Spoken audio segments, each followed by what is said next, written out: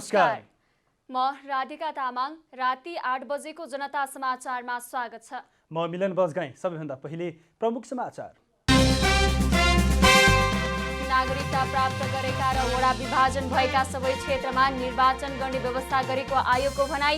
मौन अवधिको पूर्ण पालना गर्ने निर्देशन।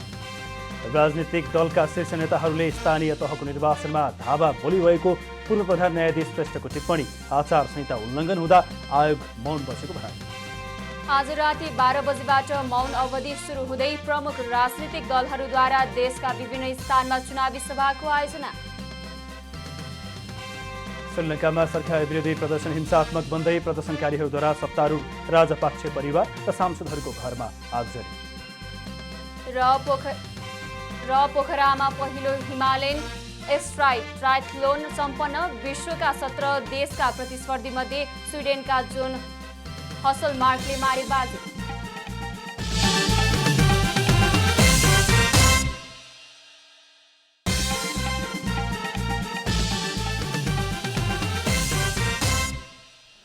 अब पुरा समाचार।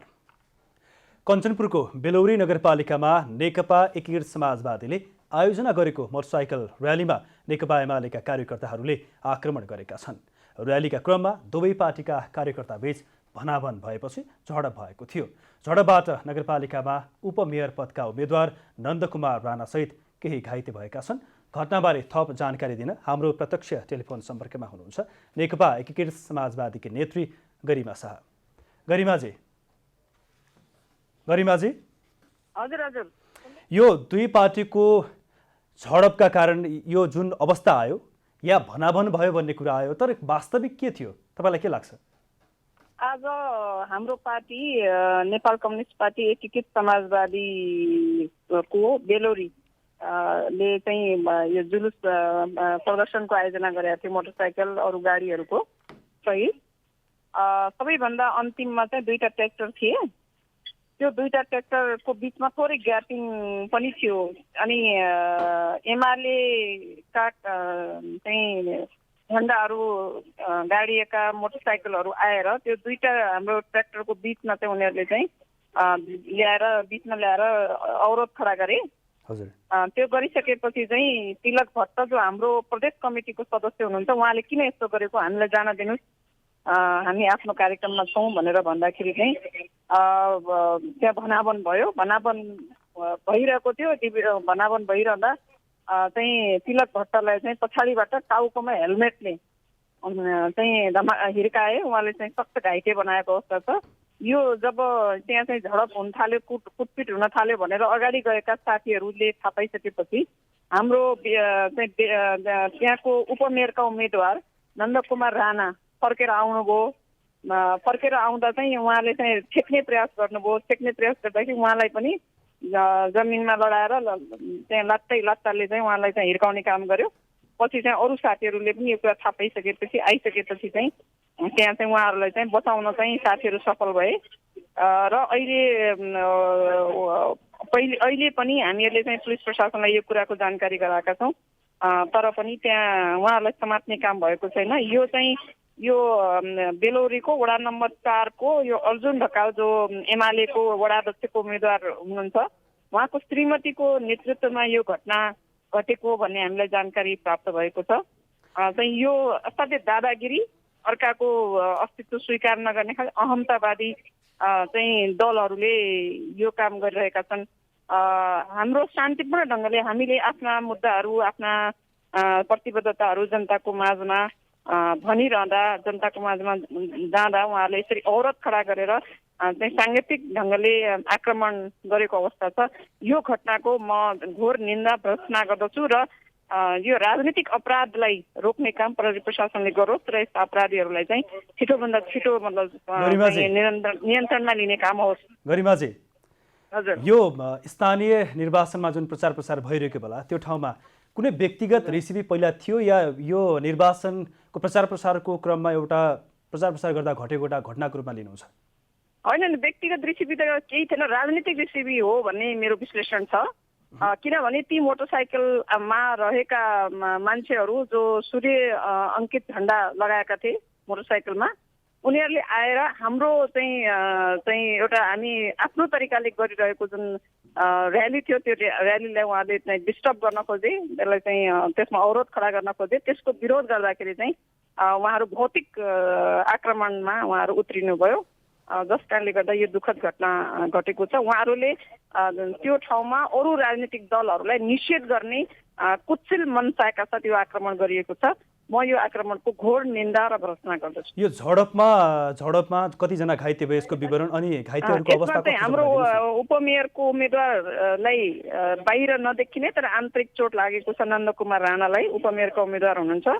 हाम्रो प्रदेश कमिटीको सदस्य हुनुहुन्छ तिलक भट्ट, उहाँलाई चाहिँ टाउकोमा चाहिँ अगाडि आँखा मुख सबै ठाउँमा चाहिँ हेलमेटले हिर्काएर उहाँलाई सख्त घाइते बनाएको अवस्था चाहिँ छ। घाइतेहरूको अवस्था कस्तो छ त?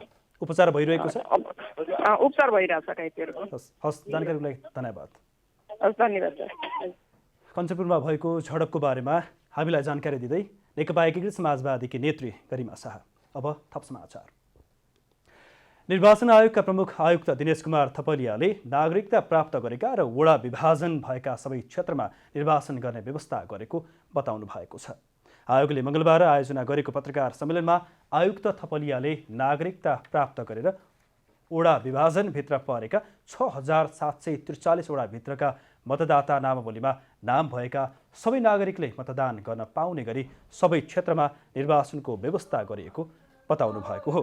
उहाँले पत्रकारहरूले चुच्चे नक्सामा समेटिएको क्षेत्रमा पनि निर्वाचन हुन्छ भन्ने प्रश्नपछि यस्तो जवाब दिनुभयो। मङ्गलबार राति 12 बजेपछि मौन अवधि सुरु हुने भएकाले मौन अवधिमा कसैले पनि निर्वाचन प्रचार सम्बन्धित कुनै पनि किसिमको क्रियाकलाप गर्न आयुक्त थपलियाले आग्रह गर्नुभयो। उहाँले भौतिक रूपमा मात्रै नभएर सामाजिक सञ्जाल मार्फतबाट समेत मत माग्न वा प्रचार गर्न नपाउने बताउनुभयो। मौन अवधिमा उम्मेदवारहरूले प्रचारको समीक्षा र मतदाताले मतदान शिक्षा र परिचय पत्र लिन मात्रै पाउने उहाँले बताउनुभयो। आयुक्त थपलियाले आयोगले मौन अवधिको पालना भए नभएको अध्ययन गर्न अनुगमन टोली बनाएको बताउनुभयो। उहाँले निर्वाचन प्रचारमा आचार संहिता विपरीतका काम शिक्षित र ठूला नेताहरूबाट बढी भएको बताउनुभयो। अलि पछाडिको क्षेत्रमा निर्वाचन आचार संहिताभन्दा बाहिर भएर कवि मात्र काम भएको दावी प्रमुख आयुक्तले गर्नुभयो। उहाँले सरकारका मन्त्री वा प्रधानमन्त्रीले निर्वाचन आचार संहिता उल्लङ्घन गरेको भए 12 घण्टाभित्र आयोगले स्पष्टीकरण सोध्ने बताउनुभयो।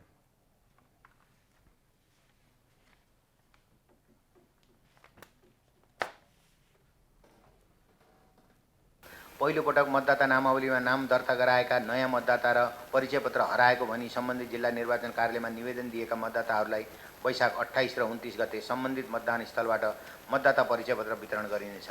निर्वाचन आचार संहिता उल्लङ्घन गर्ने विभिन्न दल, उम्मेदवार र व्यक्तिलाई आयोगमा प्राप्त उजुरी र जानकारीका आधारमा आचार संहिता विपरीत भएका कार्यहरू हटाउने, आदेश दिने, स्पष्टीकरण सोध्ने, सचेत गराउने जस्ता कार्यहरू भइरहेका छन्। प्रमुख निर्वाचन आयुक्त थपलियाले मौन अवधिमा निर्वाचन आयोगका अधिकृत वा अनुगमन समितिलाई 48 घण्टा जागरुक बस्न निर्देशन दिनुभएको छ। देशैभर स्थानीय तह सदस्यको निर्वाचन यही वैशाख 30 गते हुँदैछ। निर्वाचन नजिकै गर्दा निर्वाचन आचार संहिता उल्लङ्घनका घटनाहरू पनि बढिरहेका छन्। यता नियमनकारी निकाय निर्वाचन आयोगले भने खासै चासो देखाएको छैन।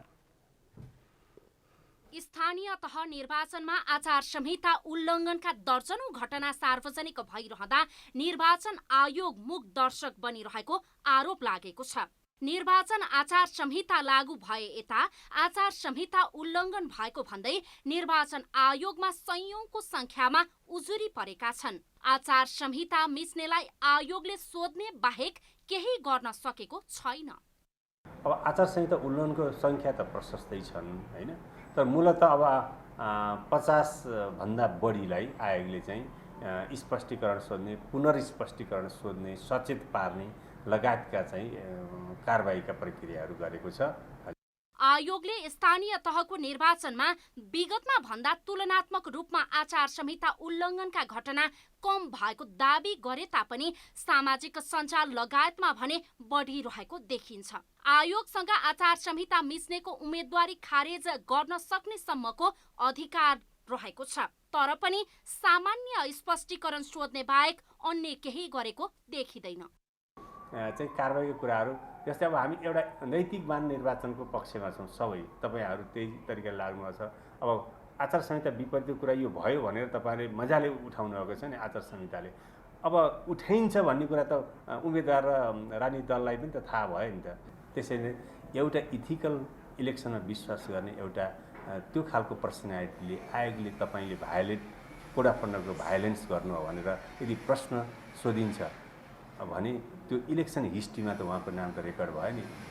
निर्वाचन आयोगमा दर्ता भएको पत्रमा प्रधानमन्त्री, मन्त्री र प्रमुख राजनीतिक दलका नेताहरूले सार्वजनिक रूपमै पार्टीको झण्डा बोकेर सरकारी सेवा सुविधा लिएर उम्मेदवारलाई भोट माग्नु आचार संहिता विपरीत हुने भए पनि यो विषयमा आयोग मौन देखिन्छ। आचार संहिता कडाइका साथ पालना गराउने जिम्मेवारी निर्वाचन आयोगको हो, तर आयोगको नेतृत्व आफै त्यसप्रति उदासीन हुँदा समस्या छरपष्ट रूपमा देखिएको छ। क्यामेरामा जयराज थपलियाका साथमा अनिस्मा बस्नेत, काठमाडौँ। विगतको तुलनामा शान्तिपूर्ण रूपमा निर्वाचन सम्पन्न हुने अवस्था निर्माण भएको छ। व्यापक आचार संहिताको प्रयोगले राजनीतिक शक्ति प्रदर्शनको खेललाई केही कम गरे पनि आयोगको दण्डित गर्ने कदम भने लिएको छैन। पर्यवेक्षक संस्थाहरूले निर्वाचन पूर्वको अवस्थाको बारेमा देखिएको दृश्यलाई लिएर प्रतिवेदन प्रस्तुत गर्ने कार्यक्रममा निर्वाचन पर्यवेक्षण समितिका अध्यक्ष प्रदीप पोखरेलले आयोगले लगातार पहेँलो कार्ड देखाए पनि रातो कार्ड नजिक्दासम्म राजनीतिक दल र कार्यकर्ताले शैली परिवर्तन गर्ने अवस्था नदेखिएको बताउनुभयो। सोही कार्यक्रममा नेपाल पर्यवेक्षण समिति नियोगका अध्यक्ष कपिल श्रेष्ठले भारतमा गएको निर्वाचनमा आचार संहिता उल्लङ्घन गर्ने शीर्षस्थ नेताहरूलाई एक दिन निर्वाचन प्रचार गर्न रोक लगाएको दृष्टान्त प्रस्तुत गर्दै आयोगले स्पष्टीकरण सोध्ने र निर्वाचनका दिनसम्म पनि कुनै कदम नलिँदा दण्डहीनता बढ्ने दुखेसो व्यक्त गर्नुभयो। कार्यक्रममा पूर्व प्रधान न्यायाधीश कल्याण श्रेष्ठले आचार संहिताको व्यापकता र आयोगको अनुभवले केही सकारात्मक परिवर्तन भए पनि आचार संहिता उल्लङ्घनमा कारबाहीको नतिजा सुन्न नपाएको बताउनुभयो।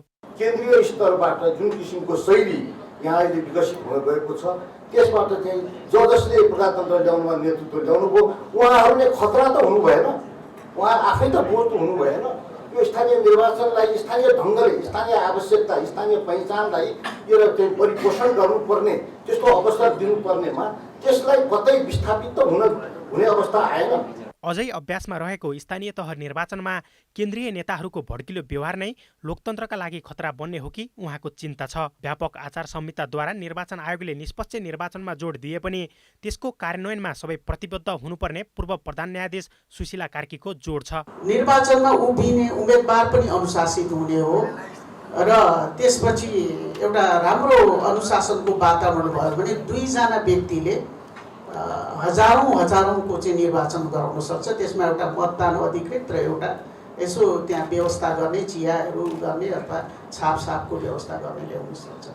तालिग्राम शर्मा पौडेलले आचार संहिताको कार्यान्वयन कानुनी मात्र नभई नैतिक प्रश्न समेत भएकाले राजनीतिक दल समेतको प्रतिबद्धता आवश्यक भएको बताउनु भएको छ। आचार संहिता कानुनी मात्रै नभएर नैतिक बन्धन पनि हो। सबैले आचार संहिता उल्लङ्घन गर्नका लागि होडबाजी गर्ने र एउटा निर्वाचन आयोगले मात्रै लट्ठी लगाएर सम्भव छैन, यो क्लियर कट। त्यसो भए हुनाले अब यहाँले भने जस्तो आयोगले उहाँले गरेको खर्चको विवरण माग्छ, मागेको विवरण उसलाई आयोगलाई त्यो कुराप्रति उसलाई शङ्का लाग्यो भने अडिटरबाट अडिट पनि गराउँछ र त्यस पश्चात उसले कानुन बमोजिम कारबाही गर्छ। निर्वाचन हुनु पूर्वको पर्यवेक्षणपछि निकालिएको उक्त रिपोर्टमा उम्मेद्वार दर्ताका दिन झण्डाको नियम विपरीत प्रयोग, ठूलो आवाजका स्पिकर, रातिमा आँखा छलेर पोस्टर टाँस्ने, बालबालिकाको प्रयोग, रियालीमा सवारी साधनको संहिता विपरीतको प्रयोग, 3x3 फिटका भन्दा ठूला झण्डाका प्रयोग लगायतको कार्य भएको औँलाइएको छ। क्यामेरामा शैलेन्द्र गोविन्द अमात्यका साथ विकास पौडेल, काठमाडौँ। वैशाख 30 गते हुने स्थानीय तहको निर्वाचनमा करिब आधा मतदाता मताधिकारबाट वञ्चित भएका छन्। अनुमानित तथ्याङ्कलाई आधार मान्दा कुल जनसङ्ख्या 2,91,92,480 को 20% भन्दा बढी अर्थात् लगभग 60 लाख मतदाताहरू विदेशमा छन्। कुल खस्ने मतको हिसाब अनुसार यो आधा भन्दा धेरै हो। त्यसै मतदानको काममा खटिने कर्मचारीहरू 2,60,000 सुरक्षाकर्मी र 3 लाख कर्मचारी जारी गरी कुल 5,60,000 मतदाता मताधिकारबाट वञ्चित हुने भएका हुन्। संविधान सभा सदस्य एवं वरिष्ठ अधिवक्ता खिमलाल देवकोटाले सर्वोच्च अदालतको आदेशका बावजुद सरकारले सबै नागरिकलाई मताधिकार प्रयोगको व्यवस्था गर्न नसकेको बताउनुभयो। उहाँले स्थानीय तहको निर्वाचनमा आफ्नो मताधिकार प्रयोग गर्नबाट लगभग 65 लाख मतदाताहरू वञ्चित हुनु लोकतन्त्रको लागि राम्रो नभएको बताउनुभयो।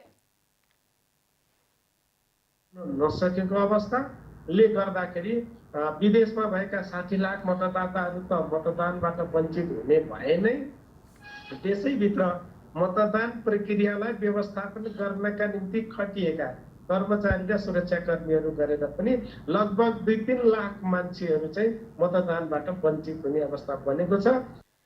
देवकोटाले अहिलेको कानुनमा पनि निविदा मतपत्रको उल्लेख गरिएको भन्दै त्यसबाट पनि निर्वाचनमा खटिएका व्यक्तिहरूको मतदानको अधिकारलाई सुनिश्चितता गर्न सकिने उल्लेख गर्नुभयो। उहाँले मतदाताले कुनै मतदान केन्द्रबाट हालेको भोटलाई सिलबन्दी गरेर उसकै मतदान केन्द्रमा पुर्याउने व्यवस्था गर्न सकिने बताउनुभयो। निविदा मतपत्र भनेर राख्ने बन्दोबस्त छ। त्यो भनेको चाहिँ त्यही मतदान केन्द्रको हो कि होइन, मतदाता हो कि होइन भन्ने विवाद भयो भने त्यसो गर्ने बन्दोबस्त छ। मान्छे जो जहाँ छ त्यहाँ मतदान गर्ने र त्यो मतदान केन्द्र कहाँ हो भनेर त्यो मतदान केन्द्रमा त्यो प्राप्त भएको मतपत्र चाहिँ सिलबन्दी गरेर पठाउने यो बन्दोबस्त गरेर पनि हरेक मान्छेहरू जो जहाँ छन् त्यहाँबाट मतदान गराउने बन्दोबस्त गर्न सकिन्छ।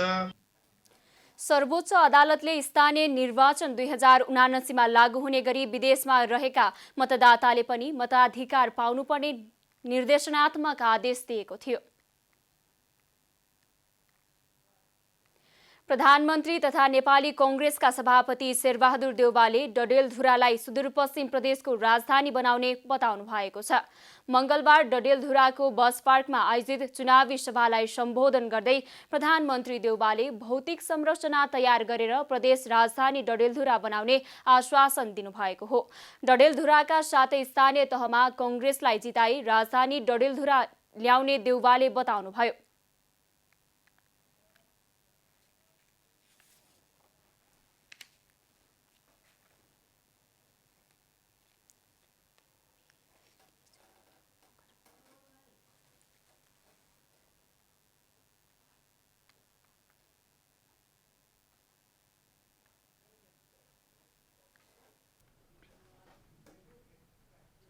जनता समाचारमा छोटो विश्राम।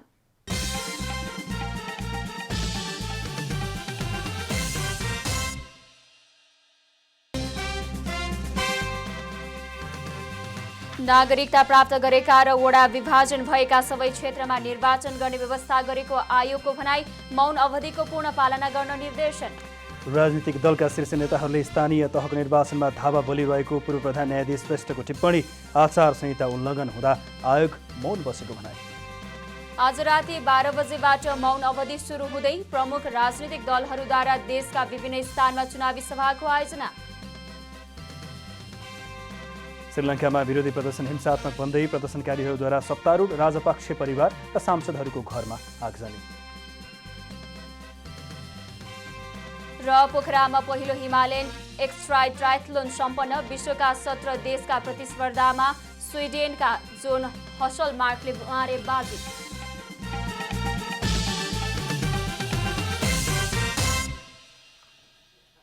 अब थप समाचार। मंगलबार चुनावी प्रचार प्रसारको अन्तिम दिन भएकाले उम्मेद्वार तथा राजनीतिक दलहरूले आफ्नो चुनावी प्रचार प्रसार मंगलबार नै टुङ्ग्याएका छन्।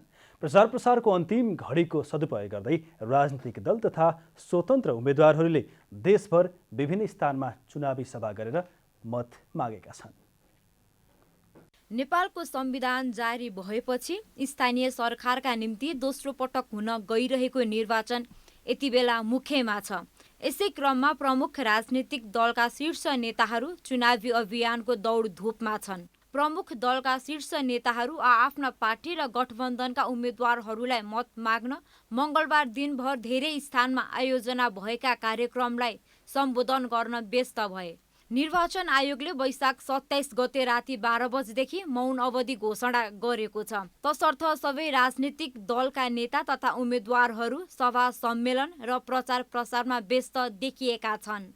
प्रचार प्रसारको अन्तिम घडीको सदुपयोग गर्दै राजनीतिक दल तथा स्वतन्त्र उम्मेद्वारहरूले पनि देशभर विभिन्न स्थानमा चुनावी सभा गरेर मत मागेका हुन्। मङ्गलबार नेकपा एकीकृत समाजवादी महालक्ष्मी नगर कमिटी ललितपुरद्वारा आयोजित कार्यक्रममा नेकपा एकीकृत समाजवादीका अध्यक्ष माधव कुमार नेपालले गफ लगाएर वा जनतालाई झुक्क्याएर देश परिवर्तन हुन्छ भन्ने झुट्टा आश्वासन दिनेहरूको विरुद्ध आफूहरूले विद्रोह गरेको स्पष्ट पार्नुभयो। गफ हाँकेर जनतालाई मूर्ख बनाएर राजनीति गर्छु भन्ने ठान्ने तत्त्वहरू पनि हामीमा छन्। हो, तिनीहरूका त्यस्तै प्रवृत्तिको हामीले आलोचना गर्यौं, रोक्न खोज्यौं, सुधार्न खोज्यौं, पार लागेन। पार नलागेपछि हामीले विद्रोह गर्नु पर्यो, विद्रोहको झण्डा बुलन्द गर्नु पर्यो। अध्यक्ष नेपालले नेकपा एमाले सबै ठाउँमा हार्दै गएको र एकीकृत समाजवादी जित्दै अघि बढेको दावी समेत गर्नुभयो। जसले संविधान मास्न खोज्यो त्यसलाई प्रतिगामी भनिन्छ। प्रतिगामीको मतियार होइन, प्रतिगामी तत्त्व नै भन्ने हो भने त्यो नेकपा एमाले हो र त्यसको नेता केपी ओली हो। त्यस्तै बृहत चुनावी जनसभा कार्यक्रमलाई सम्बोधन गर्दै महालक्ष्मी नगरपालिकाका मेयर पदका उम्मेद्वार नकुल थापाले महालक्ष्मी नगरवासीहरूका निम्ति आफूले विभिन्न काम गर्ने प्रतिबद्धता जनाउनुभयो।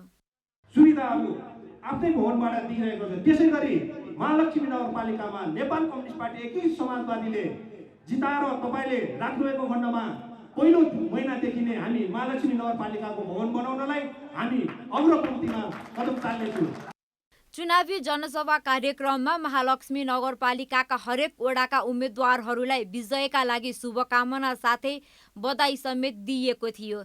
इमानदार राजनीतिसहित उदाहरणीय काम गरेर देखाउने महालक्ष्मी नगरपालिकाका उम्मेद्वारहरूले जनसमुदायबीच प्रतिबद्धता जनाएका छन्। क्यामेरामा जेपी श्रेष्ठका साथ यशोदा चौलागाई, ललितपुर। नेकपा एमालेका अध्यक्ष केपी शर्मा ओलीले स्थानीय तहको निर्वाचनमा आफ्नो पार्टीको जित सुनिश्चित भइसकेको दावी गर्नुभएको छ। अध्यक्ष ओलीले आफूहरू एमालेको जितका लागि वैशाख 30 गतेको प्रतीक्षामा रहेको पनि बताउनुभयो। मङ्गलबार काठमाडौँमा आयोजित चुनावी सभामा उहाँले आफ्नो पार्टीले देश र जनताको हितका लागि पनि अत्याधिक बहुमतका साथ स्थानीय तह निर्वाचनमा जित्नुपर्ने जिकिर गर्नुभयो। उहाँले एमाले जिते मात्रै राष्ट्र निर्माणको अभियानले गति लिने पनि दोहोर्याउनुभयो। हामी अब 2 दिनपछि हुने निर्वाचन अर्थात् वैशाख 30 गते शुक्रबारका दिन हुने स्थानीय तहको निर्वाचनको प्रतीक्षामा छौँ। अब तयारीमा पनि होइन, प्रतीक्षामा भन्नुपर्छ। हामीले जितको तयारी गरिसक्यौँ, जित सुनिश्चित भइसकेको छ। अध्यक्ष ओलीले सर्वोच्च अदालतले संसद विघटन गर्दा कङ्ग्रेसको सदर गर्ने र आफ्नो पार्टीको बदर गर्ने गरेको भन्दै आपत्ति जनाउनुभयो। उहाँले आफ्नो पार्टीले अदालत सम्मानित होस् भन्ने चाहे पनि पार्टीको कार्यकर्ता न्यायाधीश हुने र सोही पार्टीको आदेश अनुसारको फैसला आउने गरेको जिकिर गर्नुभयो। संसद काङ्ग्रेसले भङ्ग गर्दा सदर हुन्छ, एमाले भङ्ग गर्दा बदर हुन्छ। काङ्ग्रेसले भङ्ग गर्दा संविधान बमोजिम हुन्छ, लोकतान्त्रिक हुन्छ। एमाले भङ्ग गर्दा असंवैधानिक र अलोकतान्त्रिक हुन्छ। सर्वोच्च अदालतले त्यही फैसला गरिआएको छ। अध्यक्ष ओलीले देशभर आफ्नो पार्टीको पक्षमा जनमत रहेको उल्लेख गर्दै त्यसको संरक्षण गर्ने काममा चनाखो रहनु पनि पार्टीका नेता कार्यकर्तालाई सचेत गराउनुभयो।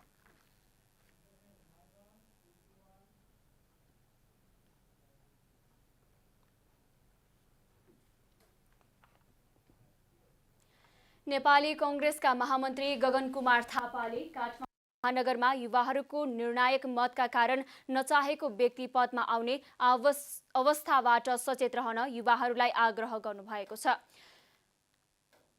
असनमा आयोजित चुनावी सभालाई सम्बोधन गर्दै महामन्त्री थापाले यस अघिको निर्वाचनमा युवाहरूले विकल्पको खोजी गर्दा मेयरमा अनपेक्षित व्यक्ति आएकोले अहिलेको निर्वाचनमा त्यसको पुनरावृत्ति हुनबाट सचेत रहन आग्रह गर्नुभएको हो। जोश थियो, के गरौँ भन्ने कुरा थियो, मेरो उनीप्रति ठुलो श्रद्धा थियो, अहिले पनि छ। तर त्यो उम्मेदवार आउँदै गर्दा 23,000 मत पनि प्राप्त गर्नुभयो। तर त्यो 23,000 मत युवाहरूले खसाल्दै गर्दाखेरि के हेक्का राखिएन भने त्यो मतले काठमाडौँले नखोजेको मेयरलाई निर्वाचित गराइदियो। यो पटक पनि ख्याल गरौँ। त्यस्तै नेकपा एकीकृत समाजवादीका उपमहासचिव डाक्टर विजय कुमार पौडेलले आफ्नो पार्टीकै कारण संविधानको रक्षा सम्भव भएको र त्यसको लागि गठबन्धन सम्भव भएको बुझिदिन आग्रह हाम्रो हामीभन्दा अघिल्लो पुस्ताले त आफ्नो राजनीतिक करियर पूरा गरिसकेको छ। हामीहरू र हामीभन्दा पछि आउने नयाँ युवाहरू जो कम्युनिस्ट आन्दोलनमा लागेका छन्, उनीहरूले आफ्नो आजसम्मको राजनीतिक कमाइलाई दाउमा राखेर, आजसम्मको राजनीतिक कमाइलाई जुवा खेलेर यो गठबन्धन बनाएका छौँ। हामीले विद्रोह नगरेको भए यो गठबन्धन बन्ने थिएन।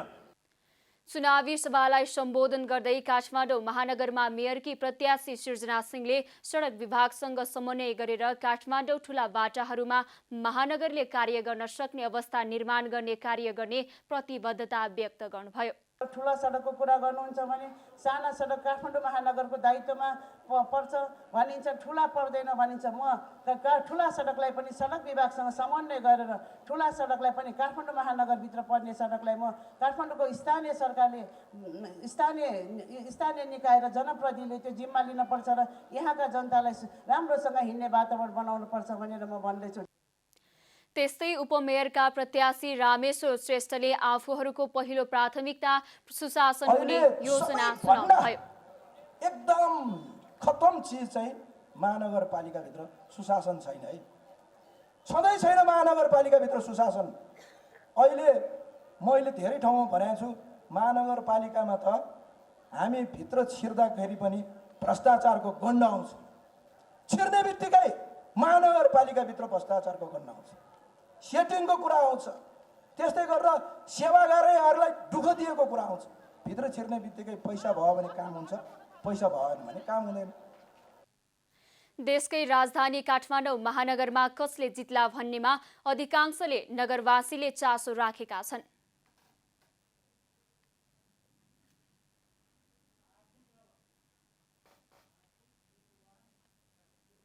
अब आर्थिक समाचार।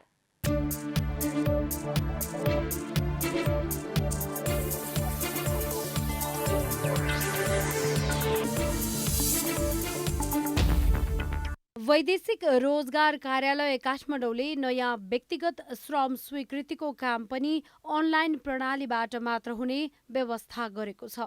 आगामी जेठ 6 गतेदेखि अनलाइन प्रणालीबाट मात्र नयाँ व्यक्तिगत श्रम स्वीकृति दिने निर्णय भएको कार्यालयले जनाएको छ।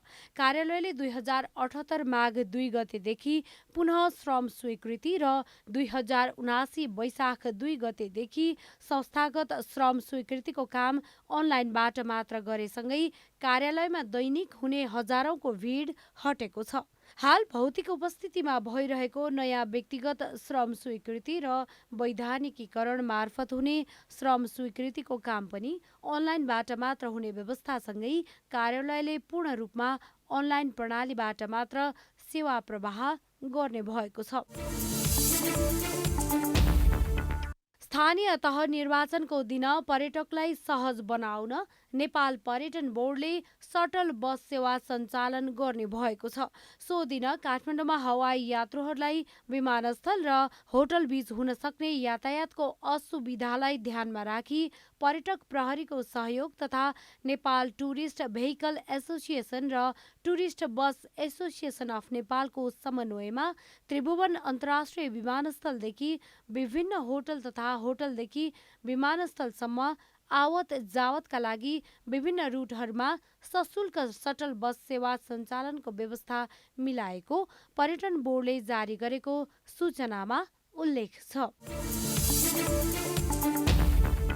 आसन्न स्थानीय तह निर्वाचनका लागि ध्यानमा राख्दै काठमाडौँ उपत्यकाका 3 जिल्लामा वैशाख 27 गते मध्यरातबाट मादक पदार्थ बिक्री वितरण गर्न नपाइने भएको छ। काठमाडौँ, ललितपुर र भक्तपुरका जिल्ला प्रशासन कार्यालयले गत वैशाख 25 गते सूचना जारी गर्दै स्थानीय तह निर्वाचन निर्देशिका 2073 को दफा 71 मा भएको व्यवस्थाको प्रभावकारी कार्यान्वयनका लागि निर्वाचनको मतदान कार्य सम्पन्न नभएसम्मका लागि मदिराजन्य पदार्थ बिक्री वितरण तथा सेवन कार्य नगर्न र नगराउन निर्देशन दिएको छ।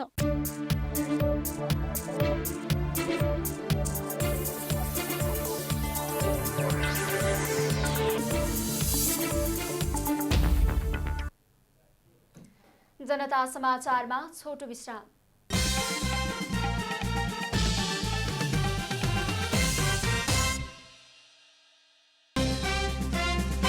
नागरिकता प्राप्त गरेका र वडा विभाजन भएका सबै क्षेत्रमा निर्वाचन गर्ने व्यवस्था गरेको आयोगको भनाई, मौन अवधिको पूर्ण पालना गर्न निर्देशन। राजनीतिक दलका शीर्ष नेताहरूले स्थानीय तहको निर्वाचनमा धावा बोलिरहेको पूर्व प्रधान न्यायाधीश श्रेष्ठको टिप्पणी, आचार संहिता उल्लङ्घन हुँदा आयोग मौन बसेको भनाई। आज राति 12 बजेबाट मौन अवधि सुरु हुँदै प्रमुख राजनीतिक दलहरूद्वारा देशका विभिन्न स्थानमा चुनावी सभाको आयोजना। श्रीलङ्कामा सरकार विरोधी प्रदर्शन हिंसात्मक बन्दै प्रदर्शनकारीहरूद्वारा सत्तारूढ राजपक्ष परिवार र संसदहरूको घरमा आगजनी। र पोखरामा पहिलो हिमालयन एक्सट्राई ट्रायथलन सम्पन्न, विश्वका 17 देशका प्रतिस्पर्धीमध्ये स्विडेनका जोन हसलमार्कले मारेबाजी।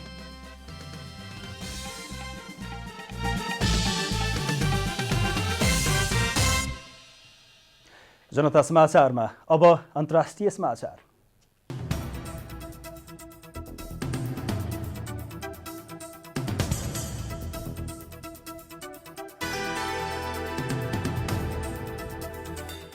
युन सुक योलले दक्षिण कोरियाको नयाँ राष्ट्रपतिको रूपमा शपथ लिनुभएको छ। मंगलबार राजधानी सिउलको नेशनल एसेम्ब्लीमा आयोजित एउटा विशाल समारोहमा योलले दक्षिण कोरियाको 20औं राष्ट्रपतिको रूपमा शपथ लिनुभएको हो। उहाँले दक्षिण कोरियाको लोकतन्त्र र स्वतन्त्रतालाई सुदृढ गर्ने प्रतिबद्धता व्यक्त गर्नुभएको छ। आणविक हतियार सम्पन्न उत्तर कोरियासँग तनाव बढिरहेका बेला योलले शपथ लिनुभएको हो।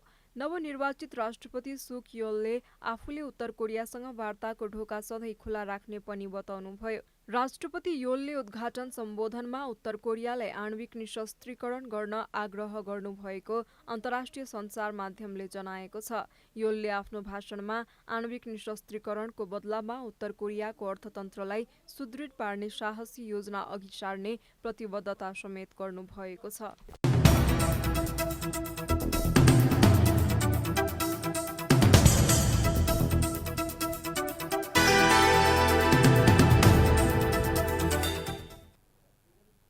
अब खेलकुद समाचार।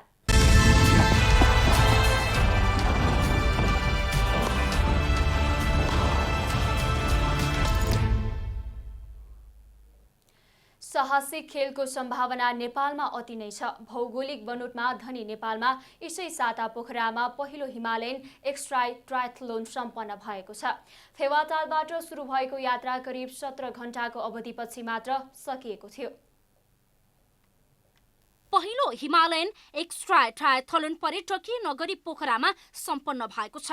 विश्वका 17 देशका प्रतिस्पर्धीहरूले सहभागिता जनाएको प्रतियोगितामा स्विडेनका जोन हसलमार्कले बाजी मारे। करिब एक साता पोखरा रहेर अभ्यास गरेका प्रतिस्पर्धीलाई साथ दिन 30 जना सहयोगी गरी 47 जना पोखरा आएका थिए। 16 प्रतिस्पर्धीलाई उछिनेका जोन हसलमार्कले 3.8 किलोमिटर पौडी, 180 किलोमिटर साइक्लिङ र 40 किलोमिटर दौड समग्रमा 16 घण्टा 8 मिनेट 12 सेकेन्डमा पूरा गर्दै उपाधि उचालेका हुन्। उपाधि जितेपछि स्विडिश हसलमार्कले प्रतियोगिता अन्य देशको भन्दा निकै कठिन, रोमाञ्चक भएको र यस्ता प्रतियोगिताबाट धेरै नयाँ कुरा सिक्ने र अनुभव गर्ने अवसर मिल्ने बताएका छन्। I won this race in 16 hours. On the other hand, you have plenty of time as you can go through night as well. So even though you're not a top elite athlete, it will be a very tough challenge. बिहान 4 बजे पोखराको फेवातालबाट प्रतियोगिताको सुरु भएको थियो, जहाँ खेलाडीहरूले 3.8 किलोमिटरको दूरी पार गरेका थिए। दौड पर्यटकीय गन्तव्य मर्दी हिमाल हाइक्याङको 4000 मिटरलाई छुँदै फर्किएर कास्कीको माछापुच्छ्रे स्थित लुवाङमा पुगेर अन्तिम दूरी पूरा भएको थियो। यसै गरी नेपालबाट सहभागी सन्तोष राईले 20 घण्टा 58 मिनेट 10 सेकेन्डमा दूरी पूरा गर्दै 10औं स्थानमा आए। रेसमा सहभागी नेपाली महिला खेलाडी सोनी गुरुङ केही मिनेट ढिला हुँदा मर्दी हिमालको 4000 मिटरको उचाइ छुन भने असफल भइन्। एकदम गर्व फिल भएको छ। देशलाई एउटा हाम्रो नेपालबाट कोही थिएन, म एउटा मेलबाट र हाम्रो सोनी गुरुङ बहिनी फिमेलमा थियो। देशबाट रिप्रेजेन्ट पनि गर्नु पाएँ। अनि अर्को कुरा चाहिँ भ्यू पोइन्टमा पनि पुग्नु पाएँ, कम्प्लिट गरेर अनि पोजिसन पनि ल्याएँ होइन। प्रतियोगिताका रेस डिरेक्टर रिकी योन्जनले यस्ता प्रतियोगिता नेपालमा आयोजना हुनाले नेपालको पर्यटनमा टेवा मिल्ने बताएका छन्। टुरिज्मको लागि एकदम राम्रो हो, किनभने कतिलाई थाहा छ छैन, यो एथलिटले जब भाग लिन्छ यसको लागि आफूले पानी खाने मान्छे पनि आफैले लिएर आउनुपर्ने हुन्छ। विजेता र सहभागी खेलाडीहरूलाई गण्डकी प्रदेश खेलकुद परिषदका सदस्य सचिव तेज बहादुर गुरुङले पुरस्कार वितरण गर्नुभयो। पुरस्कार वितरणपछि सदस्य सचिव गुरुङले यो प्रतियोगिताले गण्डकी प्रदेशलाई चिनाउन सहयोग र गण्डकी प्रदेश साहसिक खेलकुदको गन्तव्य हो भन्ने कुरालाई स्थापित गरेको बताउनु भएको छ। 2 जना नेपाली धावक यो पटक चाहिँ दौडमा सहभागी भएका थिए। अब अहिलेदेखि नै यो विषयलाई हामीले प्रचार गर्यो भने भोलि गएर नेपाली धावकहरू पनि यो इभेन्टमा सहभागी हुनेछन् र राज्य स्तरबाट यसलाई यस्तो खालको इभेन्टहरूलाई प्रोत्साहन गर्न जरुरी छ, हामी गर्छौँ पनि। 2 वर्ष अघि नै आयोजना हुने तय भएको प्रतियोगिता कोभिड-19 महामारीका कारण स्थगित हुन पुगेको थियो। सन् 2003 मा क्यानाडाबाट सुरु भएको extreme old tour triathlon Europe सहित अमेरिका गरी 17 विभिन्न देशमा हरेक वर्ष आयोजना हुँदै आएको छ। 13औं सागमा नेपालका लागि भारोत्तोलनबाट स्वर्ण पदक दिलाएकी सञ्जु चौधरीलाई राष्ट्रिय खेलकुद परिषदले मंगलबार अन्तिम श्रद्धाञ्जली दिएको छ। त्रिपुरेश्वर स्थित राष्ट्रिय खेलकुद परिषदको परिसरमा राष्ट्रिय खेलकुद परिषदका सदस्य सचिव चङ्कलाल घिसिङ र नेपाल ओलम्पिक कमिटिका अध्यक्ष जीवनराम श्रेष्ठले फूलमाला तथा अबिरबाट श्रद्धाञ्जली अर्पण गरेका हुन्।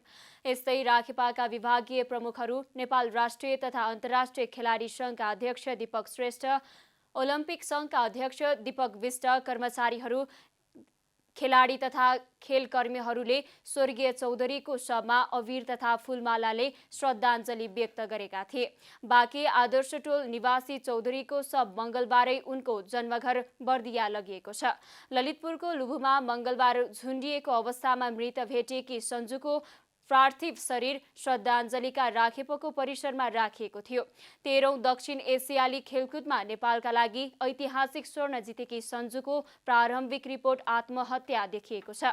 19औं एसियाली खेलकुदका लागि बन्द प्रशिक्षणमा सामेल हुन उनी काठमाडौँ आएकी थिइन्। सञ्जुले 13औं सागमा महिला 59 केजी तौल समूहमा श्रीलङ्काका खेलाडीलाई पछि पार्दै स्वर्ण जित्न सफल भएकी थिइन्।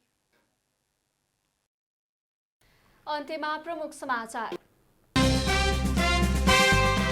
नागरिकता प्राप्त गरेका र वडा विभाजन भएका सबै क्षेत्रमा निर्वाचन गर्ने व्यवस्था गरेको आयोगको भनाई, मौन अवधिको पूर्ण पालना गर्न निर्देशन। राजनीतिक दलका शीर्ष नेताहरूले स्थानीय तहको निर्वाचनमा धावा बोलिरहेको पूर्व प्रधान न्यायाधीश श्रेष्ठको टिप्पणी, आचार संहिता उल्लङ्घन हुँदा आयोग मौन बसेको भनाई।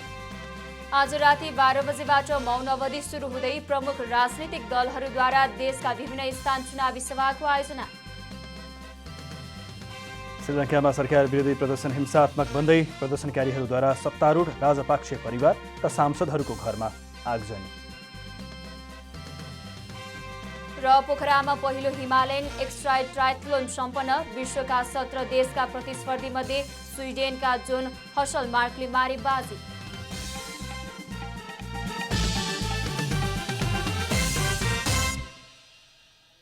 जनता समाचार अहिलेलाई यति नै। जनताद्वारा जनताका लागि प्रसारित जनता टेलिभिजनका कार्यक्रमहरू युट्युब, ट्विटर, फेसबुक र हाम्रो वेबसाइट जनतासमाचार.com मा पनि पढ्न र हेर्न सक्नुहुनेछ। नमस्कार।